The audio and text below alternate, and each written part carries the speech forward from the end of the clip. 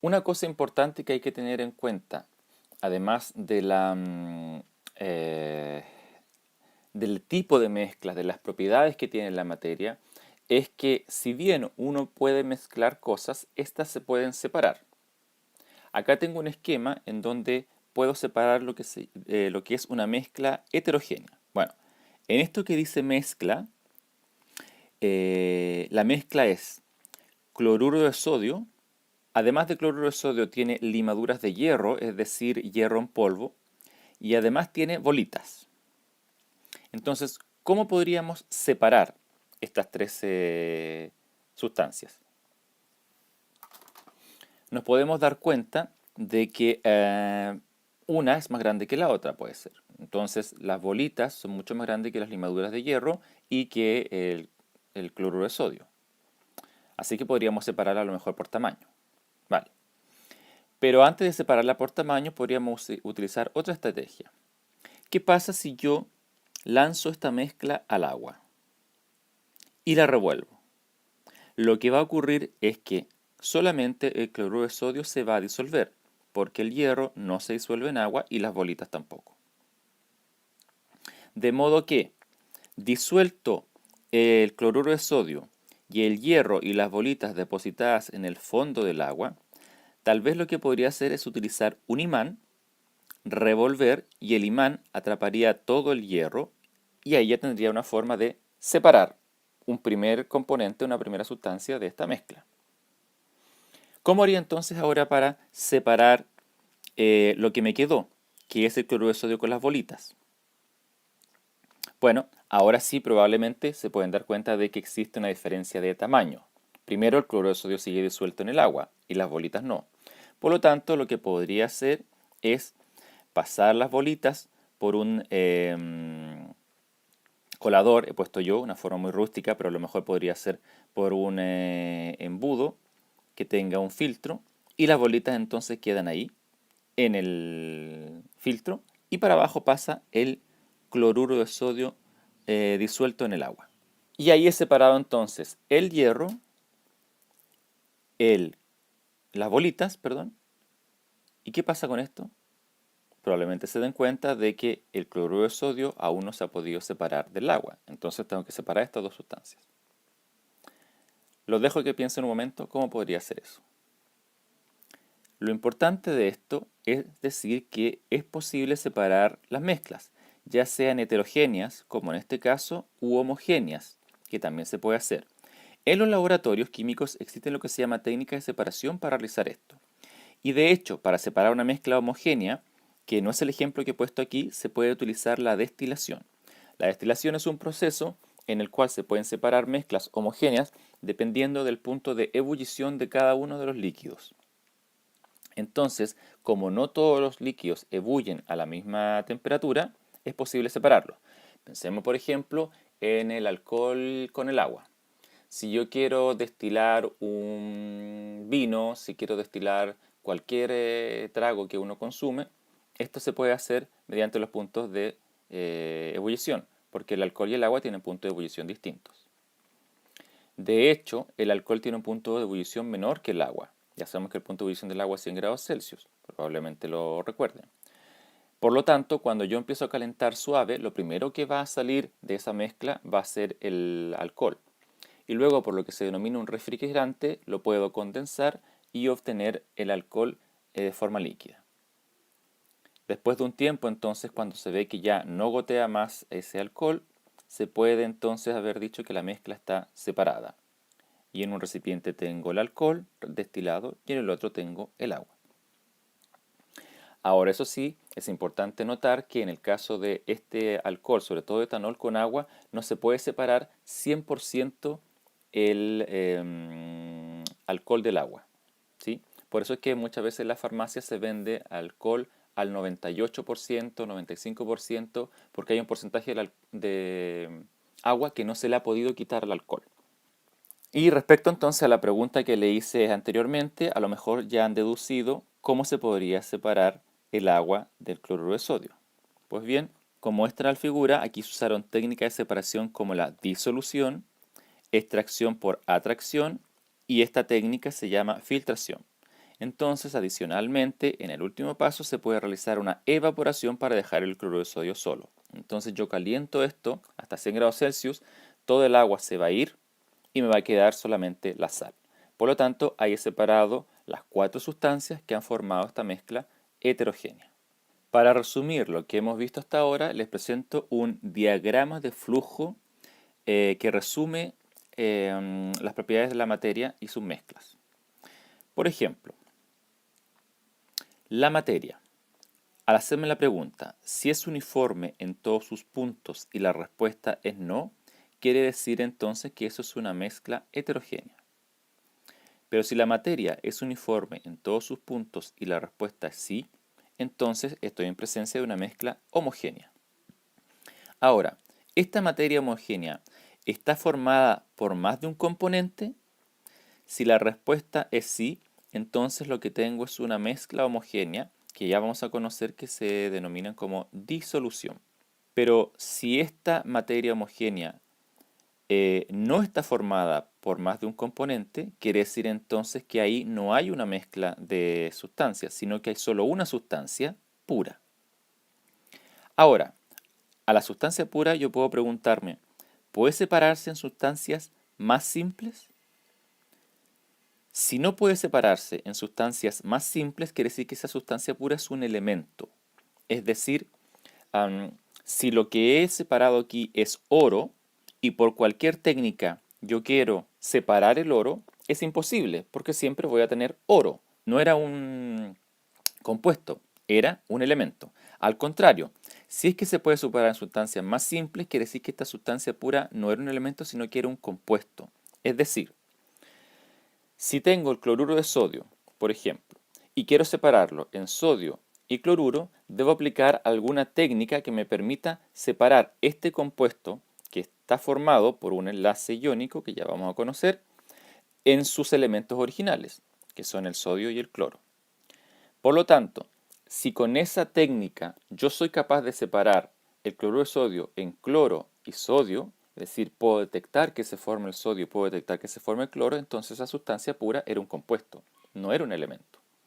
De ahí viene entonces la diferencia entre el elemento y el compuesto. Los elementos, por cualquier técnica, yo no los voy a poder separar en elementos nuevos. En cambio, los compuestos, por alguna técnica, yo sí puedo separarlos en sus elementos constituyentes. La excepción de separar elementos en otros elementos sería por radiactividad, pero ese es un proceso que no vemos en este curso. Les dije entonces que pensaran cómo se resolvía el ejemplo 1 y ahora entonces vamos a ver las respuestas. El ejemplo decía, clasifique cada una de las siguientes como sustancia pura o mezcla. Y si es una mezcla, indique si es homogénea o heterogénea. Bueno, A, el arroz con leche. Probablemente todos lo han comido y si no lo han comido y no les gusta, sí lo han visto.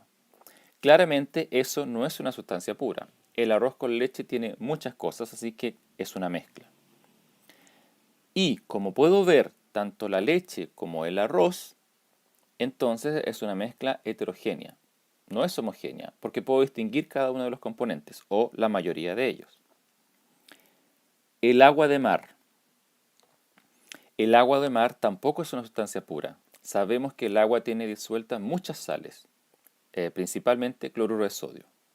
Pero cuando uno toma un vaso de agua de mar, solamente con agua de mar, es decir, sin la arena de la playa, podemos darnos cuenta que no es posible distinguir un componente del otro. No sabemos dónde está la sal y dónde está el agua.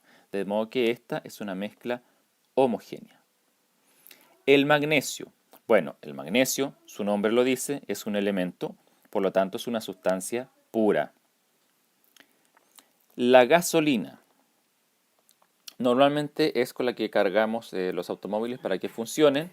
No sé si ustedes la han podido ver, observar, si han podido ver un bidón de gasolina, pero también se dan cuenta de que tiene cierto color, cierto olor, y la verdad la gasolina es una mezcla de varios hidrocarburos y no se pueden distinguir un hidrocarburo del otro. Así es que la gasolina es una mezcla homogénea. El aire, ya habíamos hablado un poco de él, que estaba compuesto de nitrógeno, oxígeno y argón principalmente. Y están todos mezclados, ahí hay varias sustancias, por lo tanto es una mezcla y de hecho no podemos ver el aire, por lo tanto no podemos distinguir sus componentes. Así que clasificamos el aire como una mezcla homogénea. El jugo de tomate lo vamos a dejar para el final, siempre es polémico. La arena. Si toman un poco de arena de playa o de cualquier lugar, se podrán dar cuenta de que está hecho de varias sustancias, porque algunas brillan, otras son más opacas, tienen distinto color, así que eso es una mezcla. Y como puedo ver las distintas sustancias, ya sea por el color o el brillo, es una mezcla heterogénea. El jugo de tomate siempre es discusión, porque cuando yo hago esta pregunta, los estudiantes me dicen, ya, pero ¿qué tipo de jugo de tomate, profesor? ¿Ese que venden en caja, el que venden en botella o el que venden, etcétera? Bueno, el jugo de tomate, la verdad, sea cual fuese, es una mezcla heterogénea. Primero, no es una sustancia pura, porque el tomate tiene varios componentes en sí. Y luego ya mezclado con el agua tienes otra sustancia. Así que sustancia pura no es. ¿Por qué es una mezcla heterogénea? Porque el tomate tiene tantos componentes que cuando se tritura, se muele lo más fino que se pueda, es imposible llegar a un tamaño de partícula que tú no lo puedas distinguir del agua. Entonces, cualquier jugo de tomate que tú veas, te vas a dar cuenta de que puedes ver dónde está el agua y dónde está la partícula del jugo de tomate. Porque recuerden que el jugo de tomate tiene su sustancia roja, la carnosidad, que es lo que más abunda, pero también tiene pepas.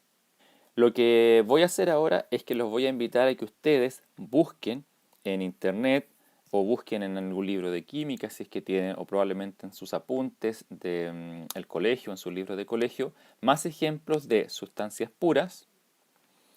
Y si son sustancias puras, clasifíquelas en elementos o en compuestos. Y si son mezclas, clasifíquelas en mezclas homogéneas o heterogéneas. Como tarea adicional, también les pido que busquen ejemplos y los anoten en su cuaderno de propiedades intensivas y propiedades extensivas de la materia. Ahora lo que vamos a hablar finalmente en esta última parte de la materia son los cambios que ésta sufre. Tengo dos imágenes ahí puestas. Esto es la rotura de un vidrio y esto es la quema de incienso. Si yo rompo un vidrio, lo que voy a tener son pedazos de vidrio chiquititos. Si lo sigo rompiendo, voy a tener pedazos de vidrio más chiquititos. Y probablemente voy a llegar a un polvo. Bueno, ese polvo sigue siendo el dióxido de silicio, que es con lo que se hace el vidrio. De modo que el cambio que ha sufrido aquí la materia ha sido de tamaño, pero no ha cambiado otro tipo de sustancia. En el caso de acá, cuando uno quema un incienso, ocurre lo contrario de acá. Aquí hay un cambio en la materia en donde se producen nuevas sustancias y muy probablemente si yo junto esas sustancias que se produjeron no voy a poder obtener otros de partida. Por lo tanto, podemos hablar de cambios físicos, es decir, que aunque yo haga lo que haga, siempre se va a mantener la esencia de esa sustancia, o un cambio químico, en donde la esencia de la sustancia se va a perder y por lo tanto esa sustancia se va a transformar en otra o en otras. Y aquí es claro ver entonces, normalmente los cambios químicos son apreciables cuando aparecen, por ejemplo, gases o aparece un nuevo sólido que no estaba en este caso, como estoy quemando este incienso, está apareciendo un gas que es principalmente dióxido de carbono. Pero también lo que hace esto es calentar las esencias que trae el incienso y por lo tanto esas se volatilizan y uno las huele. Se forma ceniza, que es otro producto. Entonces el incienso como tal, del principio, desapareció. De forma más formal, valga la redundancia, un cambio físico es el cambio que experimenta la materia sin que cambie su composición. O sea, antes y después del cambio es la misma materia. En cambio, un cambio químico, valga la redundancia, es el cambio que experimenta la materia en su composición. Lo que hay al final del cambio no es lo mismo que había al inicio. Ahora, como ejemplo 2, les pido que de acuerdo a lo que dice aquí, clasifiquen cada uno de los siguientes procesos como cambio físico o cambio químico. A, corrosión de una lata metálica. B, ebullición de una taza con agua. C, pulverización de una aspirina. D, digestión de un dulce. E, explosión de nitroglicerina. La respuesta al final de este apartado. Vamos a darnos cuenta entonces que, como existen cambios físicos y cambios químicos, existen propiedades físicas y químicas de la materia. Como vimos anteriormente, una propiedad es algo propio de la materia, algo que la caracteriza. Bueno, hay otras cosas que caracterizan la materia, como son sus propiedades físicas y sus propiedades químicas. En este caso he puesto 3 ejemplos. Propiedades físicas, por ejemplo, de la materia son el color, es decir, las cosas tienen color, el olor y el punto de ebullición. ¿Por qué esto es físico? Porque si yo mido el punto de ebullición, mido el olor y mido el color de esas sustancias, siempre va a tener el mismo color, el mismo olor y el mismo punto de ebullición. Y en cada una de esas mediciones no existe un cambio donde se aprecie la aparición de otras sustancias. A diferencia de las propiedades químicas. Si yo mido, por ejemplo, la toxicidad de una muestra o mido la inflamabilidad de una muestra, en ambas de estas están ocurriendo reacciones químicas. Entonces, la toxicidad, por ejemplo, es cuando uno ingiere una sustancia que es venenosa y te provoca una reacción química en el cuerpo. Es decir, ahí no está ocurriendo un proceso físico, ahí está reaccionando la sustancia con nuestro organismo y por lo tanto eso es una propiedad química, la toxicidad, porque ocurre una reacción química. La inflamabilidad, por ejemplo, también es una propiedad de las cosas, porque la inflamabilidad es cuánto se quema un objeto. Bueno, cuánto se quema un objeto es porque está ocurriendo una reacción de combustión. Entonces, es una propiedad química porque está ocurriendo una reacción de combustión. La acidez es otra propiedad que se le puede medir a la materia y también es química. Porque cuando uno mide la acidez, lo que está midiendo justamente es el grado de protones, o mejor dicho, el grado de iones hidronio o el grado de iones hidroxilo que hay en una disolución. Esto lo vamos a ver más adelante, ¿ya? Ahora, mi pregunta es, cada una de estas propiedades, alguna de estas ya la hemos clasificado, pero como tarea clasifiquen si el olor, el punto de ebullición, la toxicidad, la inflamabilidad y la acidez son propiedades intensivas o extensivas. Hagan esa tarea también y escríbala en su cuaderno.